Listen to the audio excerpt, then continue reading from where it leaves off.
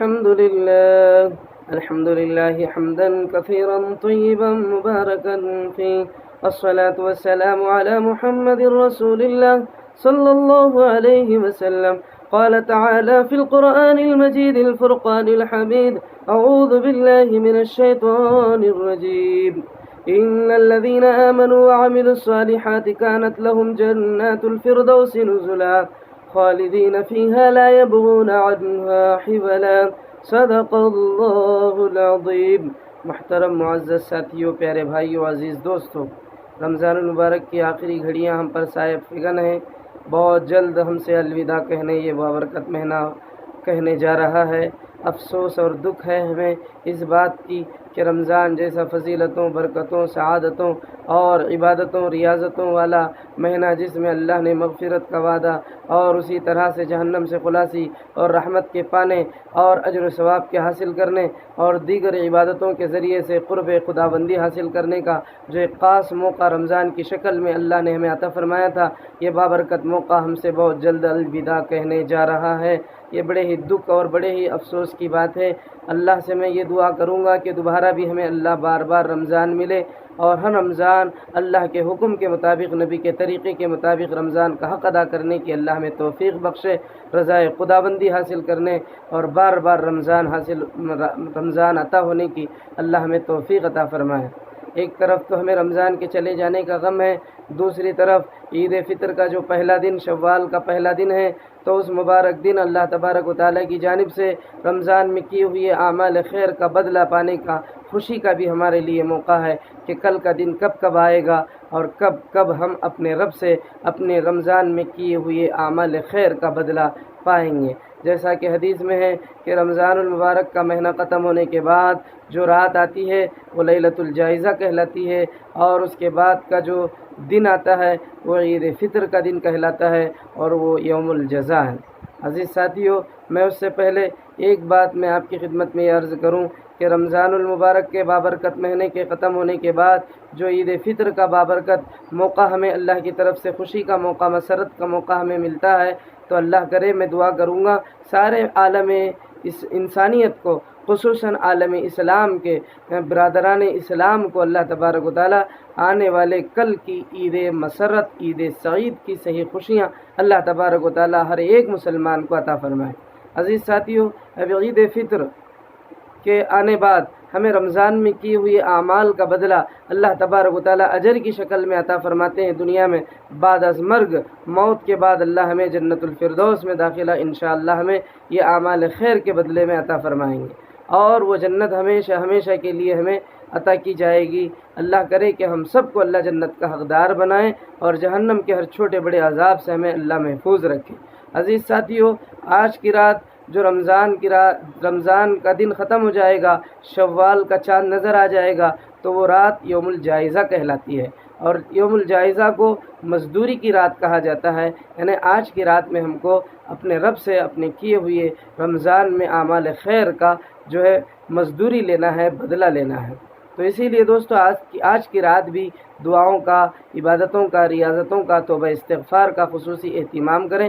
کہیں ایسا نہ ہو جیسے عام طور پر کچھ لوگ رمضان کا مہینہ ختم ہوتی ہی شوال کا چاند نظر آتے ہی بہت سے لوگ جو ہے بے قابو ہو جاتے ہیں، شیطان آزاد ہو جاتا ہے، نفس بے قابو ہو جاتا ہے. پھر اس کے بعد جو ہے بہت سارے لوگ شراب کی دکانوں پر چلے جاتے ہیں. مہینہ بھر شراب سے بچنے والے، برائی سے بچنے والے، بے حیائی سے بچنے والے شوال کا چاند دیکھتے ہی جو ہے گویا کہ وہ برائی اور بے حیائی میں کود پڑتے ہیں، برے کاموں کے لیے مچل اٹھتے ہیں. میرے معزز ساتھیوں، اللہ کا واسطہ ہم لوگوں کو تو زندگی بھر، اپنی زندگی کے آخری سانس تک اپنے رب کا اطاعت گزار بن کر کے رہنا ہے، اور صرف رمضان کی حد تک نہیں ہے.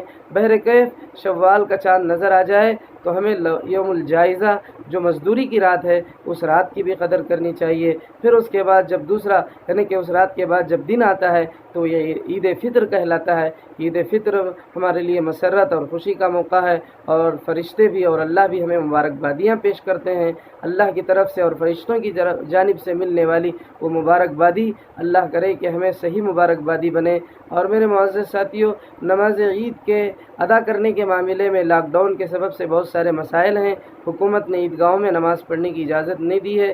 اس تعلق سے بہت سارے لوگوں کا یہ سوال ہے، کیا ہم اپنی عید کو اپنے گھروں میں نماز عید پڑھ سکتے ہیں؟ اس طرح کے سوالات ہیں۔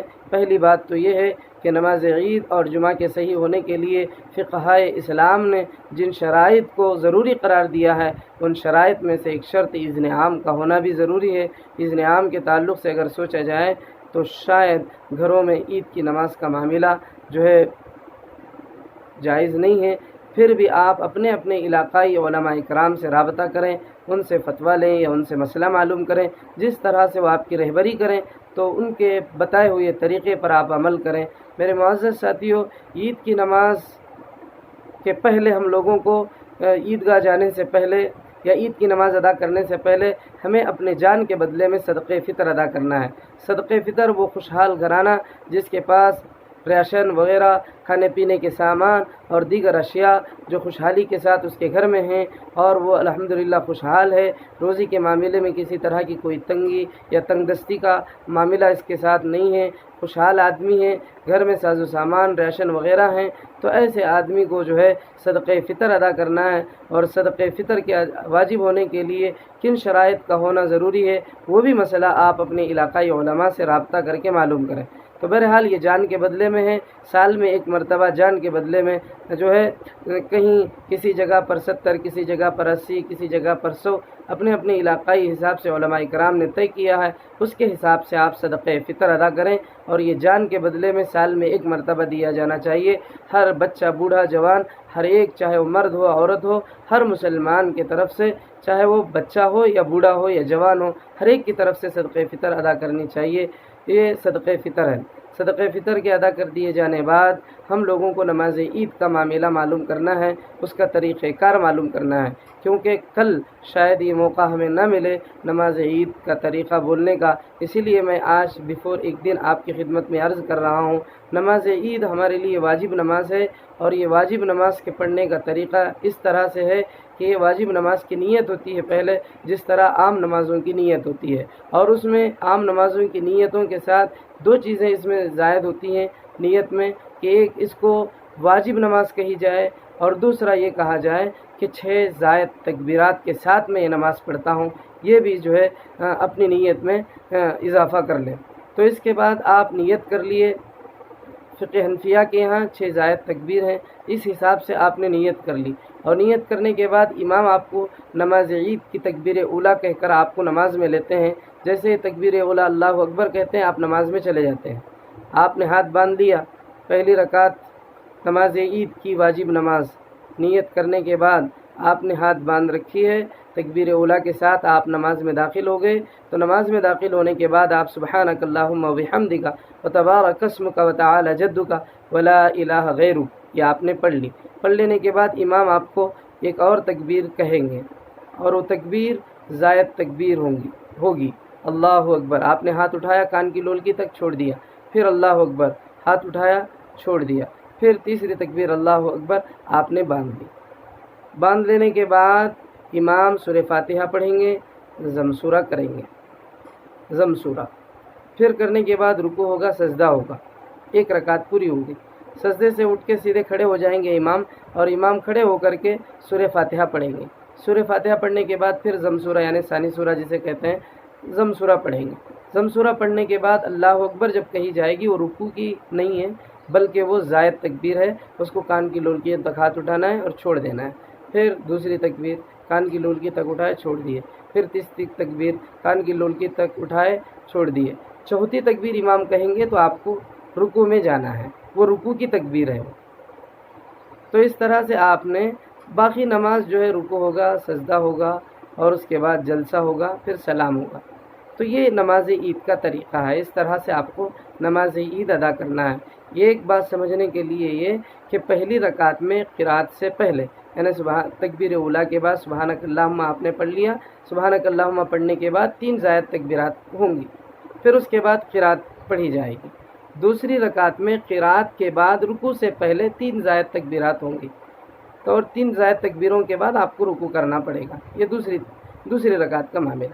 تو اس طرح سے الحمدللہ آپ نماز ادا کیجئے، اللہ کرے کہ عید مسرت، عید سعید، عید فطر عالم انسانیت کے لیے خوشی کا، مسرت کا اور صحیح طرح سے خوشی پانے کا موقع اللہ فراہم کرے، اور جہاں جن حالتوں میں مسلمان پریشان ہیں اللہ کرے کہ وہاں کے حالات کو اللہ صحیح فرمائے، درست فرمائے، اور وہاں کے لوگوں کو بھی عید سعید، عید فطر کی صحیح خوشی اور صحیح مسرت اللہ عالم انسانیت کو، عالم اسلام کے مسلمانوں کو اللہ عطا فرمائے۔ آمین وآخر دعوانا ان الحمد للہ رب العالمین۔ دعا فرمائیے ہمارے لیے، ہمارے مدرسے کے لیے، اور ہمارے مدرسے میں پڑھانے والے خدمت گزار، اور اسی طرح طلباء عزیز سب کے لیے دعا کیجیے، اور اسی طرح ہمارے مدرسے کو جو تعاون کرنے والے ہیں ان کے لیے بھی دعا کیجیے، جو اپنے زکوٰۃ سے، صدقے سے، فطرے سے جس طرح سے بھی مدرسے کا تعاون کر رہے ہیں۔ مدرسے دارالعلوم فیض الاسلام گتی، ضلع اننتپور، آندھرا پردیش، اس مدرسے کا تعاون کرنے والے ہر بندے، ہر بھائی، ہر بہن، ہر شخص کو اللہ جزائے خیر عطا فرمائے، نعم البدل عطا فرمائے، اس کے بال بچوں میں خوشیاں عطا فرمائے، اس کے آنگن میں اللہ تبارک و تعالیٰ خوشیوں کے بہار عطا فرمائے، اس کی نسلوں میں اللہ تبارک و تعالیٰ جو ہے اللہ تبارک و تعالیٰ دین کو زندہ رکھے، دین کو قائم رکھے۔ آمین وآخر دعوانا ان الحمد للہ رب العالمین۔ انشاءاللہ کل صرف عید کی مبارک بادی کا پیغام آپ کی خدمت میں پیش کیا جائے گا، اس کے بعد موقع بموقع آپ کی خدمت میں انشاءاللہ آتا رہوں گا، اور جو کچھ کہا گیا ہے اس پر میں بھی عمل کروں، آپ بھی عمل کیجیے۔ اگر کوئی غلط بات ہوئی ہو تو اللہ معاف فرمائیں، صحیح بات میری طرف سے ہے، غلط بات میرے نفس کی طرف سے ہے، اللہ میری اصلاح فرمائے۔ آمین وآخر دعوانا الحمد للہ رب العالمین۔